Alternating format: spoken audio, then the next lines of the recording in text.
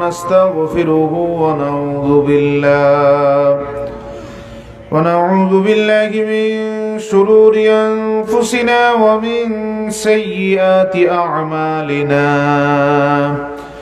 من يهده الله فلا مضل له ومن يضلل فلا هادي له ونشهد أن لا إله إلا الله وحده لا شريك له ونشهد أن سيدنا وحبيبنا وطبيب قلوبنا ونور عيوننا ونور عرش الله محمد صلى الله عليه وعلى آله وأصحابه وبارك وسلم الذي أرسله بالحق بشيرا ونذيرا وداعيا إلى الله بإذنه وسراجا منيرا فقد قال الله تعالى في كلامه المجيد والفرقان الحميد أعوذ بالله من الشيطان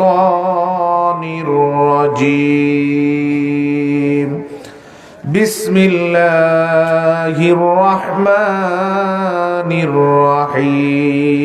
الرحيم إن الله وملائكته يصلون على النبي يا أيها الذين آمنوا صلوا عليه وسلموا تسليما اللهم صل على سيدنا مولانا محمد وعلى آل سيدنا مولانا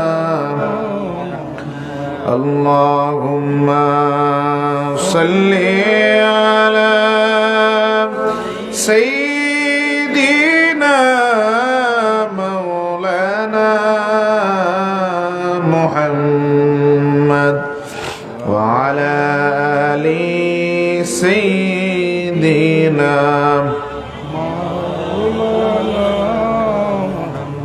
जाकुनी के सामने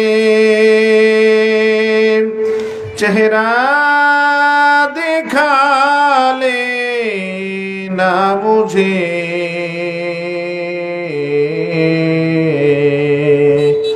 सीना बेदस्त करम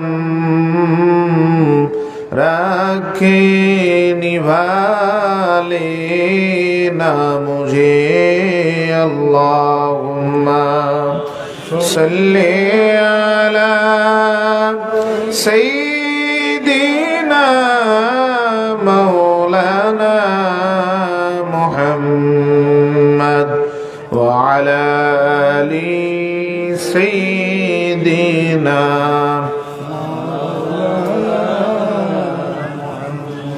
ऐ मोहम्मद हशर में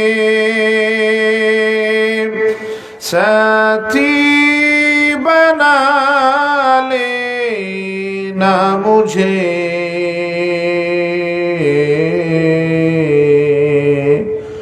रोज महशर दस्ते अपनी से पिला लेना मुझे अल्लाहुम्मा सय्यिदिना मौलाना मुहम्मद व अला आलि सय्यिदिना मौलाना بلغ العلا بكماله كشف الدجى بجماله حسنت جميع خصاله صلوا عليه بلغ العلا بكماله كشف الدجى بجماله حسنت جميع خصاله صلوا عليه أكبادنا مجروحة من سيف هزر المصطفى طوبى لأهل بلدة فيها النبي المحتشم بلغ العلا بكماله كشف الدجى بجماله حسنت جميع خصاله صلوا عليه আল্লাহ শুকরিয়া আলহামদুলিল্লাহ একটু বলেন আলহামদুলিল্লাহ দ্বিতীয়বার বলি আলহামদুলিল্লাহ তৃতীয়বার সমস্বরে উচ্চকিত কণ্ঠে আবার বলি আলহামদুলিল্লাহ মুসনাদ আহমদের হাদিসে রাসূল সাল্লাল্লাহু আলাইহি ওয়াসাল্লাম বলেছেন ঈমানদার যখন প্রথমবার আলহামদুলিল্লাহ বলে ওই আলহামদুলিল্লাহর মাধ্যমে আল্লাহ তার নিয়ামতের শুকরিয়া আদায় করান দ্বিতীয়বার বললে আল্লাহ খুশি হয়ে আসমান থেকে নিয়ামত নাজিল করেন তৃতীয়বার বললে আরো খুশি হয়ে এক আলহামদুলিল্লাহ দিয়ে ওই দিনের গুনাহ মাফ করে দেন জোরে বলেন আলহামদুলিল্লাহ আল্লাহ আমাদেরকে তৌফিক দিয়েছেন বিদায় কিছু নিয়ামত নেওয়ার জন্য বাছাই করে বসার সুযোগ করে দিয়েছেন বলি আলহামদুলিল্লাহ বাংলাদেশ আঞ্জুমানে তালামিজ ইসলামিয়া দক্ষিণ বালিগাঁও বটতলা 4 নং ওয়ার্ড শাখার উদ্যোগে আয়োজিত এলাকার সকল মুর্দেগানের ইসালে সওয়াব উপলক্ষে খতমে কোরআন খতমে খাজে গান ও বার্ষিক ওয়াজ ও দোয়ার মাহফিলের সম্মানিত সভাপতি দক্ষিণ বালিগাঁও বটতলা জামে মসজিদের সম্মানিত খতিব হযরত মাওলানা কারি আবুল কালাম আজাদ সাহেব আজকের সম্মানিত প্রধান বক্তা প্রধান আকর্ষণ অত্যন্ত বিনয়ী বিনম্র আলেমে দ্বীন অত্যন্ত ইখলাস যিনি অন্তরে লালন করেন হযরত মাওলানা মুফতি আবুল ফজল হবিগঞ্জি বারাকাল্লাহু ফি উমরিহি বলি আমিন আল্লাহ হুজুরের হায়াতে খেদমতে ভীষণ মিশনে বরকত দান করুক বলেন আমিন আলোচনা করেছেন মাওলানা আব্দুল বাসিত আশিকি সাহেব এবং দেলোয়ার হোসেন সাহেব সহ আমরা যারা এই পর্যন্ত হাজিরা দিয়ে বসে আছি আল্লাহ আমাদের সকলের হাজিরাকে কবুল করুক বলেন আমিন শুরুতে আমরা 4টা মিনতি আল্লাহর কাছে করব কয়টা আল্লাহ যাতে আমাদের উপস্থিতকে কেন্দ্র করে আজকের এই বরকতপূর্ণ মজলিস থেকে 4টা নিয়ামত দিয়ে বিদায়ের ব্যবস্থা করেন বলেন আমিন এই 4টা নিয়ামত পেলে আমাদের কপালটা খুলে যাবে প্রথম নিয়ামত যেটা আজকের এই প্যান্ডেলের আওতা থেকে আমরা নিতে পারি নবীজি বিভিন্ন হাদিসে বলেছেন মাজমাউজ জাওয়ায়েদের বর্ণনায় রাসূল সাল্লাল্লাহু আলাইহি ওয়াসাল্লাম বলেন কোন ঈমানদার যদি 1 ঘন্টা আল্লাহর কোরআন এবং রাসূলের সুন্নাহর জন্য ব্যয় করে আল্লাহ খুশি হয়ে তাকে একটা কবুল হজের সওয়াব দান করে সুবহানাল্লাহ সুবহানাল্লাহ একটু জোরে বলবেন না ভাই এটা কি নিয়ামত শুনছেন কবুল হজ মানে বুখারী মুসলিম আল হজ্জুল মাবরুর লাইসা লাহুল জাযাউ ইল্লাল জান্নাহ কোনোভাবে যদি আপনি কবুল হজের নিয়ামত নিয়ে আল্লাহর কাছে যেতে পারেন আল্লাহ বলবেন সব ভুলে গেলাম হজ কবুল হওয়ার কারণে জান্নাত দিয়ে দিলাম কবুল হজের বিনিময় একমাত্র জান্নাত দিয়েই হয় অতএব কোনোভাবে যদি আমাদের আমলনামায় কবুল হজের সওয়াব চলে আসে তাহলে আমাদের কপাল খুলে যাবে ঠিক কিনা বলেন আজকের এই মজলিসে হাজির হওয়ার কারণে সবাইকে নয় যাদের ইখলাস পরিপূর্ণ থাকবে আল্লাহ তাদেরকে কবুল হজের সওয়াব দিবেন বলেন আল্লাহুম্মা আমিন অতএব আমরা যারা আসছি কবুল হজের সওয়াব পাওয়ার আশা করতে পারি ঠিক কিনা কিন্তু যারা বাহিরে ঘোরাফেরা করছে কোনো নেকের কাজে তো নাই হয়তো দোকানে বসে আড্ডা দিচ্ছে ঠিক না ভাই ঠিক টিভি স্ক্রিনে বসে পাপের কাজে লিপ্ত আছে অথবা অযথাই বসে আছে গুনাহ করে না সওয়াবও করে না ঘুমাচ্ছে এদের মধ্য থেকে আল্লাহ আমাদেরকে যাদেরকে বাছাই করেছেন এই শুকরিয়া আদায় করে শেষ করা যাবে না আমরা এজন্য মিনতি করি আল্লাহ যাতে আমাদের আজকের আগমনকে সার্থক করে আমাদেরকে 4টা নিয়ামত দান করে বলেন আমিন 1 নাম্বার প্রত্যেককে আল্লাহ কবুল হজের সওয়াব দান করুক বলেন আমিন 2 নাম্বার বুখারীর বর্ণনায় নবীজি বলেছেন হুমুল কওমু লা ইয়াশকা জালিসুহুম জাগতিক সকল ব্যস্ততা উপেক্ষা করে শুধু আল্লাহর সন্তুষ্টির জন্য। কার জন্য? আচ্ছা, আমরা যেখানে আসছি অন্য কোনো উপলক্ষ আছে? তাবারুক, বিরিয়ানি, কোনো ব্যক্তির আকর্ষণ? শুধু আসছি কেন? এটা যদি আসলেই অন্তর থেকে বলে থাকেন আর বাস্তবে যদি এটা হয়, রাসূল বলেন সাথে সাথে আল্লাহ আসমানের ফেরেশতার সাথে ওয়াদা করেন, যারাই আমাকে সন্তুষ্ট করার জন্য জাগতিক সকল কাজকে ফেলে দিয়ে আসলো, আমি তাদের কাউকে খালি হাতে বিদায় দিব। কে বলতেছেন? কি দিবেন? তাও নবীজি বুখারীর হাদিসে বলেছেন, 1 নাম্বার নিয়ামত দিবেন, যার নিয়ত যতটুক ওই পরিমাণ গুনাহ মাফ করে দিবেন। ভাই একটু কথা বলেন না আপনারা? এটা শোনার পরে খুশি লাগে না? অন্তরের নিয়ত অনুপাতে গুনাহ মাফ হয়ে যাবে। আল্লাহু আকবার বলেন। সহিহ মুসলিমের বর্ণনা, আল্লাহর হাবিব সাল্লাল্লাহু আলাইহি সাল্লাম বলেন, বান্দা যখন দুনিয়ার সকল কাজকে উপেক্ষা করে ইলমের মজলিসে হাজির হয়, খুশি হয়ে আল্লাহ তার মাথার উপর থেকে মুসিবত দূর করে দেয়। কিছু মুসিবত দূর হয়ে যাবে, গুনাহ মাফ হবে, সওয়াব পাবো, পাশাপাশি কিছু মুসিবত দূর হয়ে যাবে। এরপরে রাসূল আবু দাউদের হাদিসে বলেন, 3 নাম্বার যেই নিয়ামত, একটা কোরআনের একটা আয়াত শিখার জন্য যদি আপনি কোনো মজলিসে যান আর আল্লাহর দরবারে যদি ওই আগমনটা, প্রস্থানটা কবুল হয়, খুশি হয়ে আল্লাহ 1000 রাকাত তাহাজ্জুদের সওয়াব দান করেন। সুবহানাল্লাহ। চিন্তা করে দেখেন, এখানে যারা আছি আমরা 2024 সনের 1 বছরের তাহাজ্জুদ কাউন্ট করলেও 1000 রাকাত হবে না, ঠিক কি না? কথা কন না? সবাই তাহাজ্জুদ গুজার এখানে মাশাআল্লাহ। কারো 5 বছরের তাহাজ্জুদ হিসাব করলো 1000 রাকাত হবে? গোটা জীবনও এমন আছে, গোটা জীবনে 1000 রাকাত তাহাজ্জুদ পড়ে নাই, ঠিক কিনা? অথচ দেখেন কোরআনের একটা আয়াতকে সম্মান দিয়ে অন্তরে যদি অতিরিক্ত মহাব্বত লালন করে আল্লাহর জন্য 1 ঘন্টা সময় দেয় একটা আয়াত শেখার জন্য, আল্লাহ তার আমল নামায় 1000 রাকাত তাহাজ্জুদের সওয়াব দান করে। 4 নাম্বার নিয়ামত, ইবনে মাজার বর্ণনায় নবীজি বলেন, ইন্নার রাজুলা লা তুরফাউ দারাজাতুহু ফিল জান্নাতি ফায়াকুলু আন্না হাযা ইয়া আল্লাহ ফায়ুকালু বিস্তিগফারি ওয়ালাদিকা লাক। আল্লাহর হাবিব বলেন, এই মুহূর্তে কবরে দেখবেন আমাদের মা বাবা যারা কবরে শায়িত, এই মুহূর্তে দেখবেন হঠাৎ করে আল্লাহ তাদের কবরের আযাবটা বন্ধ করে দিলেন। সুবহানাল্লাহ। মা বাবার কবরের আযাব বন্ধ, খুশি না বেজার? এই খুশির কোনো সীমা নাই। শুধু তো বন্ধ করলেন না, লা তুরফাউ দারাজাতুহু ফিল জান্নাহ, বন্ধ করে আবার মর্যাদা বাড়াতে বাড়াতে আল্লাহ কবরের যে মাইয়াত আমাদের মা বাবা, তাদের মর্যাদা বাড়াতে বাড়াতে জান্নাতের কাছে নিয়ে যান।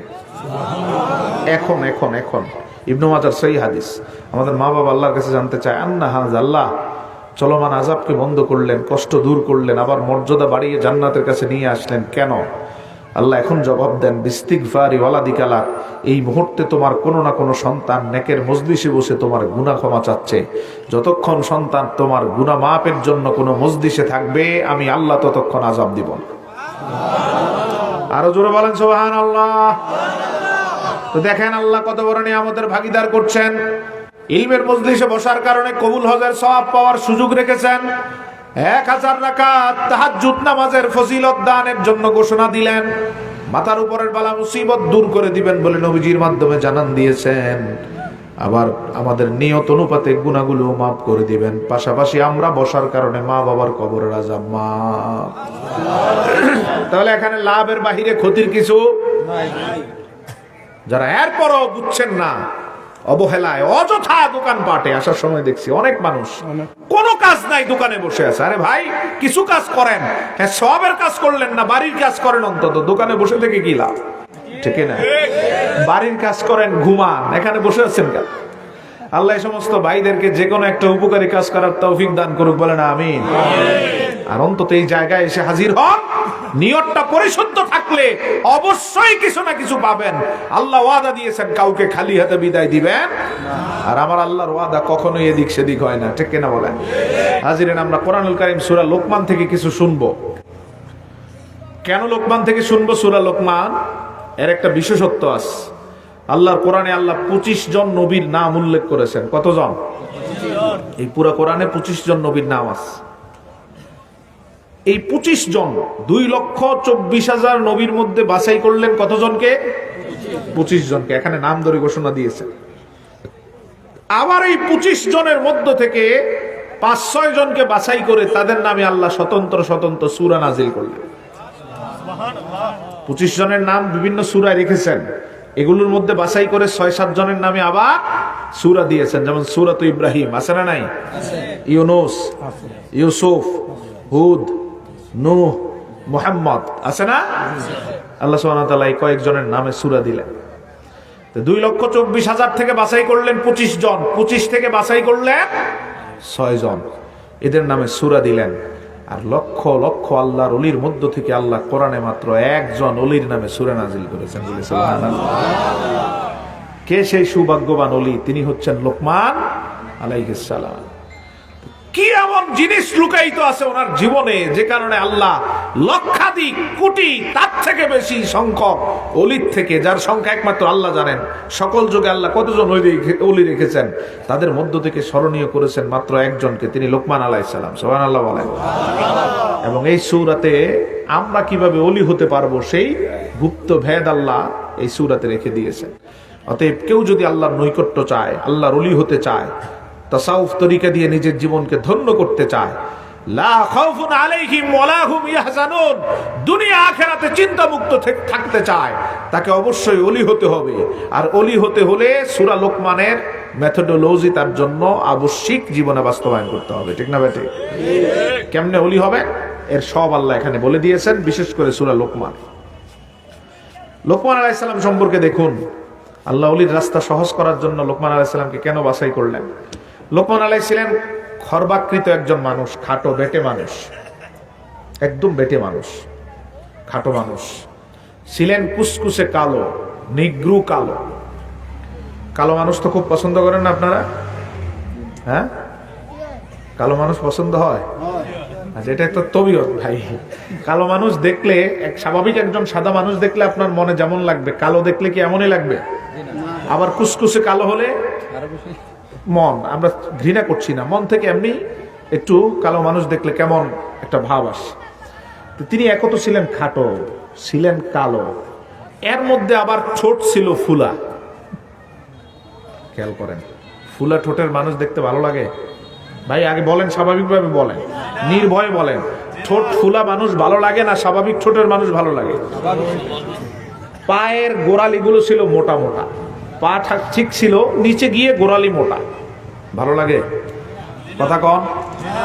তার মানে আল্লাহ দেখালেন একবারে খাটো, মানুষের চোখে যে পড়ে না, কালো মানুষ যাকে ভালো লাগে না, ভালোবাসে না, ঠোঁট মোটা, আবার পায়ের গোড়ালি ফুলা, এর উপর আবার দরিদ্র নিতান্ত অসহায় মানুষ, সমাজে যার কোনো দাম নাই, এই মানুষটাকে আল্লাহ চিরস্মরণীয় করে বুঝালেন, আমার ওলি হতে হলে সৌন্দর্যের দরকার নাই, লম্বা হওয়ার দরকার নাই, অর্থের দরকার নাই, সমাজে স্থান হওয়ার দরকার নাই, একজন মুচি মেতর রিক্সা চালক যে কেউ চেষ্টা করলে আল্লাহর ওলি হতে পারবে। সবার সামনে তুলে ধরলেন, দেখো আমার লোকমানকে। লোকমান এই অবস্থা থেকে যদি এত বড় আল্লাহর ওলি হতে পারে, তাহলে তোমার নিজেকে ছোট করার অথবা নিজেকে পিছিয়ে ফেলার কোনো কারণ নাই। আর এটা এমনও না যে পীরের বংশেই ওলি থাকবে আর বাহিরে যাবে না, বরং পৃথিবীতে আল্লাহ এমন কিছু মানুষ রেখেছেন, সে আল্লাহর ওলি হয়ে গেছে, সে নিজেও জানে না। সুবহানাল্লাহ কও।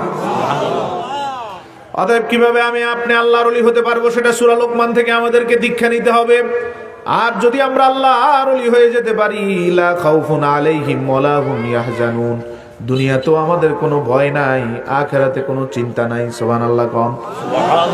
লোকমান আলাইহিস সালাম অর্থবিত্ত, টাকা পয়সা তেমন কোনো কিছু ছিল না, রাখালের কাজ করতেন, বকরি নিয়ে মাঠে যেতেন, সকাল থেকে সন্ধ্যা পর্যন্ত বকরি নিয়ে মাঠে চড়াতেন, বিনিময়ে সন্ধ্যা বেলায় সকাল বেলায় কিছু খাবার দেওয়া হতো, দুপুর বেলায় মাঝে মাঝে খাবার খেতেন, আর মাঝে মাঝে উপোস থাকতেন। সুবহানাল্লাহ কোন। একমত আছে এর মধ্যে? আসেন, যেহেতু খাটো মানুষ ছিল, রাখালের মধ্যে একটা সিন্ডিকেট, অর্থাৎ রাখালের একটা দল আছে না, রিক্সা শ্রমিক লীগ, সভাপতি, সেক্রেটারি, এমন প্রত্যেকটা দল আছে, দেখবেন মাইক্রো অ্যাসোসিয়েশন, মাইক্রো ড্রাইভারদের, বাস ড্রাইভারদের সংগঠন আছে, আছে না নাই? প্রত্যেকের আছে। রাখালদের কয়েকজনের সংঘবদ্ধ একটা, ওরা বিভিন্ন সময় বিভিন্ন ভাবে আলোচনা করতো, বসতো, টাইম পাস করতো, সময় কাটাতো। ওই জায়গাতে লোকমান আলাইহিস সালামকে বসতে দিত না। খাটো মানুষ, নিগ্রো কালো, টাকা পয়সা নাই, একদম কম, তাদের মধ্যে নিতান্ত দুর্বল। দুপুরে সবাই খাবার খাওয়ার জন্য টিফিন নিয়ে আসতো, লোকমান আলাইহিস সালাম নিয়ে আসতে পারতো না, সবাই খেত, তিনি চেয়ে থাকতেন। অসহায়ের জীবন যাপন না। কেউ নারে দাম দিত না। সেই মানুষটাকে আল্লাহ কি করে দেখেন, ওয়ালাকাদ আতাইনা লুকমানাল হিকমা, আল্লাহ সুবহানাহু ওয়া তাআলা সেই মানুষটাকে কোথায় উঠালেন, যে মানুষটাকে রাখালরাও দাম দেয় না, তাদের সাথে ভিড়তে দেয় না, মিশতে দেয় না। কিছুদিনের ব্যবধানে দেখা গেল সেই মানুষটার দাম এত উপরে উঠে গেল, পৃথিবীর সবচেয়ে পরাশক্তি মানুষগুলো ওনার দরজায় সিরিয়াল ধরে দাঁড়িয়ে আছে। বিভিন্ন দেশের মন্ত্রী, প্রধানমন্ত্রী, উজির, শাসক, বড় বড় নামি দামি ব্যক্তি কুঁড়েঘরের সামনে সকাল থেকে লাইন ধরে থাকে লোকমান আলাইহিস সালামের সাথে সামান্য একটু কথা বলার জন্য। সুবহানাল্লাহ। তো রাখালদের টনক লড়লো, হায়রে এটা সেই লোকমান না যারে আমরাই কথা বলতে পাত্তা দিতাম না, যার কথার দাম আমরা রাখালরাই দিতাম না, সেই লোকের কথা নেওয়ার জন্য পৃথিবীর সেরা সেরা মানুষগুলো সকাল থেকে রাত থেকে সিরিয়াল ধরে দাঁড়িয়ে থাকে। 1 মিনিট 2 মিনিট লোকমান আলাইহিস সালামের সাথে কথা বলবে। আল্লাহু আকবার বলেন। আল্লাহু আকবার। লোকমান আলাইহিস সালামের কাছে রাখালরা একদিন আসলো, অনেক কষ্ট করে এসে বললেন, লোকমান তুমি কি সেই লোকমান না যেই লোকমান আমাদের সাথে বকরি চড়াতা? লোকমান আলাইহিস সালাম বললেন, হ্যাঁ আমি সেই লোকমান। রাখালদের একজন বলতেছে, তুমি সেই লোকমান নও যেই লোকমান দুপুরে খাবার খেতে পারত না, দাঁড়িয়ে থাকতাম, আমরা খাবার খেতাম। লোকমান আলাইহিস সালাম বললেন, হ্যাঁ আমি সেই লোকমান। আরেকজন রাখাল বলেন, তুমি সেই লোকমান যার কথার সামান্য দাম আমরাও দিতাম না। লোকমান আলাইহিস সালাম বলেন, রাখালরা আবার বলা শুরু করলেন, তাহলে আবার আমায় বলো কিভাবে তোমাকে আল্লাহ এত উপরে উঠালেন? এখন তোমার কথা নেওয়ার জন্য দুনিয়ার পরাশক্তি মানুষগুলো দরজায় দাঁড়ানো। লোকমান আলাইহিস সালাম বলেন, আমি 6টা জিনিসের আমল এমন ভাবে করতাম, এই জিনিসগুলোতে কখনো আমি ভুল করতাম না, যার কারণে রব্বুল আলামিন আমাকে সামান্য রাখাল থেকে পৃথিবীর সেরা বানিয়ে দিয়েছে। কয়টা জিনিস? 6টা। মনে রাখতে হবে, খুব সহজ, এগুলো আমাদের জীবনও আছে। শুধু প্রপার ওয়েতে কাজে লাগাতে পারলে 6টা জিনিসের বদৌলতে আপনি জিরো থেকে হিরো হয়ে যাবেন। আল্লাহু আকবার বলেন। লোকমান আলাইহিস সালাম বলেন, এই 6টা জিনিসের প্র্যাকটিস আমি আমার জীবনে ভালোভাবে করতাম। 1 নাম্বার গাদ্দি বাসারি, আল্লাহ আমারে এই 2 চোখের নিয়ামত দান করেছেন, এই 2 চোখ দিয়ে আমি হারাম কোনো দৃশ্য দেখি না, খারাপ কোনো দৃশ্য দেখি না, বেগানা কোনো নারীর দিকে তাকাই না। এই 2 চোখের আমানত রক্ষা করার জন্য আমি আমার চোখগুলোকে সংবরণ করি, যার কারণে আল্লাহ আমার মর্যাদা এখান থেকে অনেক উপরে উঠায় দিয়েছেন। সুবহানাল্লাহ। মানে আমি আমার 2 চোখে হারাম দেখি না, শুধু হালাল দেখি। যেই দিকে নজর দেওয়া যায় ওই দিকে নজর দেই, যেখানে নজর দিলে গুনাহ হবে ওই জায়গায় কখনো আমার চোখকে অপব্যবহার করি না। আর আমরা আমাদের চোখ দিয়ে হালাল যতটুকু দেখি, হারাম তার থেকে বেশি দেখি, ঠিক না বেটে?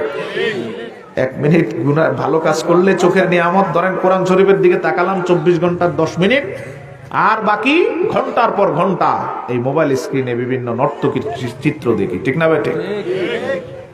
যতদিন পর্যন্ত এই চোখের আমানত কনভার্ট করে ভালো দিকে না আনবো, ততদিন পর্যন্ত লোকমান আলাইহিস সালামের মতো ওলি হওয়া যাবে না। প্রথম মেথডোলজি দিলেন লোকমান আলাইহিস সালাম, তোমার ওলি হতে হলে অবশ্যই 2 চোখের হেফাজত করতে হবে। গাদ্দি বাসারি, আমি আমার এই 2 চোখের হেফাজতের কারণে আল্লাহর কাছ থেকে মূল্যবান নিয়ামত পেলাম, আল্লাহ আমারে উপরে বানায় দিলেন, ওলি বানালেন। 2 নাম্বার ওয়াহিফজি লিসানি, এই মুখ দিয়ে যা আসে আমি তাই ব্যবহার করি না, যেই শব্দ আসে তাই বলি না, আমি আমার এই জবানটারে হেফাজত করি, ভালো কথা বলতে হলে বলি, না হয় চুপ মেরে থাকি। সুবহানাল্লাহ। আর আমরা সুবহানাল্লাহ একবার কইলে গালি 3 বার দেই, ঠিক না ভাই? ঠিক। কেউ সামান্য একটু ডকজক হলেই গালি আর মুখ থেকে বন্ধ হয় না, থামাতেই পারে না। শয়তান যে আপনার ওয়াসওয়াসা দিয়ে অনেক দূরে নিয়ে যাচ্ছে এটা মাথায় থাকে না। শয়তান ওত পেতে থাকে কোথায় তার মুখ দিয়ে বেশি গালি বের করানো যায়, একটু সুযোগ পেলে আপনার টেম্পারেচার হাই করে দেয়, আপনি আর থামতে চান না, গালি বন্ধই হচ্ছে না। এটা মূলত কে করতেছে? শয়তান। কারণ শয়তান আপনারে আল্লাহর ওলি হতে দিবে না। লোকমান আলাইহিস সালাম বলেন, আমি আমার জিহ্বার হেফাজত করি, চোখের হেফাজত করি। 3 নাম্বার বলেন, ওয়াইফাতু তুমাতি, তোমরা তো যা পাও তাই খেয়ে ফেলো, আমি হালাল ছাড়া খাই না, প্রয়োজনে না খেয়ে থাকি। কত বেলায় তোমরা দেখলা দুপুর বেলায় আমি খেতাম না, দাঁড়িয়ে থাকতাম, না খেয়ে থাকতাম, পেটকে উপবাস রাখতাম, হারাম খেতাম না। হালাল খেতে খেতে আমার অন্তরটা এমন বিশুদ্ধ হয়েছে, যার কারণে আল্লাহ আমারে আল্লাহর ওলি বানায় দিয়েছে। অনেক আল্লাহর ওলির জীবনে এমন পাবেন যে হালালের অভ্যাস করতে করতেই তার আল্লাহর ওলি হয়েছে। অতএব আল্লাহর ওলি হতে হলে অবশ্যই হারাম পরিত্যাগ, সুদ, ঘোষ, আরো যা যা ফিক্সড ডিপোজিট, এফডিআর, জীবন মরণ বীমা, আরো আছে না, স্টক এক্সচেঞ্জের সাথে ব্যবসা লেনদেন, যেই জায়গাতে সুদের সংস্পৃশতা আছে, সংস্রব আছে, ওই জায়গাগুলোতে ত্যাগ না করলে কখনো আল্লাহর কাছাকাছি পৌঁছা যায়। খুব সাবধান। এরপরে লোকমান আলাইহিস সালাম বলেন হিফজি জারি, সব যে জায়গাগুলোতে আমরা ভুল করি সেই জায়গাগুলোতে লোকমান আলাইহিস সালাম ছিলেন অনন্য অনড়। যেই জায়গাগুলো আমরা হাসতে হাসতে গুনাহ করি ওই জায়গায় লোকমান আলাইহিস সালাম খুব সচেতন থাকতেন, মনোযোগী থাকতেন। লোকমান আলাইহিস সালাম বলেন আমি আমার প্রতিবেশীদেরকে জীবনে কোনোদিন কষ্ট দেই নাই। সুবহানাল্লাহ কোন। আর আমরা সবচেয়ে বেশি কষ্ট প্রতিবেশীকে দেই, ঠিক কিনা? কথা বুঝেন না মনে হয়? আমরা সবচেয়ে বেশি কষ্ট কাকে দেই? সবচেয়ে বেশি গালমন্দ প্রতিবেশীকে করি। কেন জানি আমাদের টেন্ডেন্সিটা এমন, বাহিরের মানুষের সাথে কম্প্রোমাইজ করলো, প্রতিবেশীর সাথে কম্প্রোমাইজ করতে চাই। অথচ রাসূলুল্লাহ বললেন প্রতিবেশীর ব্যাপারে আল্লাহ আমার এত বেশি নসিহত করছেন, আমি ভয় পাচ্ছি আমার সম্পত্তিতে প্রতিবেশীর অধিকার আল্লাহ ঘোষণা করে দেন কিনা, মিরাসের অংশ করে দেন কিনা, মানে ছেলেও সম্পত্তি পাবে, মেয়েও পাবে, প্রতিবেশীও পাবে, এমন আয়াত নাজিল হয় কিনা। এই জন্য আমি আশঙ্কায় ছিলাম, এত বেশি আল্লাহ প্রতিবেশীর ব্যাপারে আমারে নসিহত করেছেন, সতর্ক করেছেন। তো লোকমান আলাইহিস সালাম বলেন আমি এই লিমিট ক্রস করি নাই, কোনো প্রতিবেশীকে আঘাত করি নাই, কোনো প্রতিবেশীকে কষ্টদায়ক শব্দ উচ্চারণ করি নাই, নিজে ছাড় দিয়েছি, নিজে কষ্ট পেয়েছি, তবুও প্রতিবেশীকে ভালো রাখার চেষ্টা করেছি। সুবহানাল্লাহ। গুণগুলো মনে রাখবেন, এগুলো লোকমান আলাইহিস সালাম নিজের জীবনে বাস্তবায়ন করে উপরে উঠেছেন। 6 নাম্বার, এরপরে লোকমান আলাইহিস সালাম বলেন ওয়াতাকরিমাতি দাইফি, আমি মেহমান দেখলে খুব খুশি হতাম। 2-3 দিন 4-5 দিন পার হয়ে যেত, যখন কোনো মেহমান আসতো না তখন আমি আল্লাহর কাছে দোয়া করতাম, আল্লাহ কিছু মেহমান পাঠাও। সুবহানাল্লাহ। এটা আমাদের সাথে মিলে না, উল্টা কথা কন না। উনি মেহমান দেখলে খুশি হন, মেহমান না আসলে আল্লাহর কাছে দোয়া করেন আল্লাহ মেহমান পাঠান। আর আমরা মেহমান দেখলে আমাদের কষ্ট লাগে, খারাপ লাগে, যে আসছে তো কিছু টাকা নষ্ট করার জন্য, ঠিক না ভাই? ঠিক। উনি মেহমান দেখলে দোয়া করেন আল্লাহ মেহমান আসে নাই 4-5 দিন, একটা মেহমান পাঠাও। কেন? রাসূলুল্লাহ সাল্লাল্লাহু আলাইহি ওয়াসাল্লাম হাদিসে বলেছেন মেহমান আসে বিভিন্ন রহমত নিয়ে, তোমার এখানে থাকে, যাওয়ার সময় তোমার অসংখ্য গুনাহ মাফ করে দিয়ে যায়। আরে সুবহানাল্লাহ বের হয় না আপনাদের কি বুঝেন নাই? আসছে আপনার ঘরে অসংখ্য রহমত নিয়ে, আপনার ঘরকে শান্তি করতে আল্লাহর তরফ থেকে রহমত নিয়ে আসছে। এই রহমতগুলো আপনার ঘরে আসছে। এই যে 2-4 বেলা মেহমানদারি করালেন, একদিন মেহমানদারি করালেন, থাকতে দিলেন, যাওয়ার সময় আপনার অসংখ্য গুনাহ মাফ করাই দিয়ে চলে গেছে। কোনো ক্ষতি আছে? বরং লাভ। লোকমান আলাইহিস সালাম বলতেন আমি তো বিশ্বাস করি আমার মেহমানরা দোয়া করে করে আমারে ওলি বানায় দিচ্ছে। আর আমরা মেহমান দেখলে দিন যত যাচ্ছে ততই, একটা সময় মানুষ মেহমান দেখলে একটা মিউচুয়াল অবস্থানে ছিল, ভালো লাগতো, মেহমানদারি করতো। এখন মেহমান দেখলে জ্বর উঠে, মনে মনে আশঙ্কা করে বা মনে মনে দোয়া করে কোনো মেহমান যাতে না আসে। আল্লাহ আমাদেরকে এই অবস্থান থেকে উত্তরণের তৌফিক দান করুক, বলে না আমি। এজন্য আল্লাহর ওলি হওয়ার রাস্তাও সংকুচিত হয়ে আসছে। লোকমান আলাইহিস সালাম বলেন এই রাখালদেরকে বলতেছেন তোমরা এই কাজগুলো করতে চাও না, ভয় পাও, কষ্ট পাও, আর আমি এই কাজগুলো আনন্দে আনন্দে করি। 4-5 দিন পরে মেহমান না আসলে তিনি দোয়া করতেন আল্লাহ আমার ঘরে কিছু মেহমান পাঠান। কি চিন্তা দেখেন, কুড়ে ঘর, খাবারের তেমন বন্দোবস্ত নাই, থাকার জায়গা ভালো না। অন্তত আমরা এখানে যারা আছি আমাদের থেকে অনেক নিচে ছিলেন, ঠিক না ভাই? ঠিক। লোকমান আলাইহিস সালামের ওই অবস্থান থেকে আমরা এখন অনেক ভালো আছি না? কিন্তু লোকমান আলাইহিস সালাম ওই অবস্থান থেকে মনের মধ্যে কোনো ত্রুটিটা রাখতেন না, দোয়া করতেন রব্বুল আলামিন কিছু মেহমান পাঠান যাতে আমার এই কয়েকদিনের গুনাহগুলো মাফ হয়ে যায়। সুবহানাল্লাহ। সুবহানাল্লাহ। আল্লাহ কিছু মেহমান পাঠান যাতে আমার ঘরে রহমতে পরিপূর্ণ হয়ে যায়। আল্লাহর হাবিব সাল্লাল্লাহু আলাইহি সাল্লাম নিজে এই জায়গাটাকে খুব শক্তিশালী ঘোষণা করেছেন। নবীজি মক্কা থেকে মদিনায় যখন হিজরতে গেলেন, মুহাজিরদের অবস্থা তো একবারে অচল, আনসারদের অবস্থাও সচল এমন ভালো ছিল না। সবাই স্বাভাবিক নিজে কোন রকম এনে খেতে পারে। রাসূলুল্লাহ সাল্লাল্লাহু আলাইহি সাল্লাম প্রত্যেকটা আনসারের বাড়িতে এক একজন করে মুহাজির পাঠালেন। একেবারে নিতান্ত দরিদ্র আনসার, যাদের ঘরে কোনো সহায় সম্বল নাই, নিজের খাবারের অংশটাও নাই, এমন কোন রিজিক ঘরের মধ্যে নাই, এরকম 2-1 জন ছাড়া বাকি সবার ঘরে নবীজি পাঠালেন। অসহায় দুর্বল একজন আনসার আল্লাহর হাবিবের দরবারে দাঁড়িয়ে গেলেন, ইয়া রাসূলুল্লাহ অনুগ্রহ করে একটা মেহমান দিয়ে আপনি আমারে ধন্য করেন। আল্লাহু আকবার কন। কি মনের বাসনা, ঘরে খাবার নাই, দুপুরেও খেয়ে আসে নাই, স্ত্রীও খেতে পারে নাই, জানে নিশ্চিত কোনো খাবার নাই, তারপরেও আল্লাহর তরফ থেকে নিয়ামত পাওয়ার জন্য দাঁড়িয়ে বললেন একটা মেহমান আমারে দেন। নবীজি ওই সাহাবীর আবেগটারে সম্মান করে একজন মেহমান দিলেন। মেহমানকে নিয়ে সাহাবী পথ চলতে লাগলেন আর চিন্তা করতে লাগলেন কি খাওয়াবো বাসায় গিয়ে, নিজেও তো খেতে পারি নাই, নিশ্চিত রাতের খাবারের ব্যবস্থাও নাই। ভয়ে ভয়ে চলে আসলেন, স্ত্রীর কাছে আসলেন, লজ্জিত হয়ে জিজ্ঞাসা করলেন কোনো খাবার আছে কিনা। স্ত্রী বললেন আপনি ভালো জানেন দুপুরে আমিও খাই নাই, আপনিও খান নাই, রাতের কোনো খাবারের ব্যবস্থা আমারে করে দিয়ে যান নাই যে আমি রান্না করে রাখবো, কোনো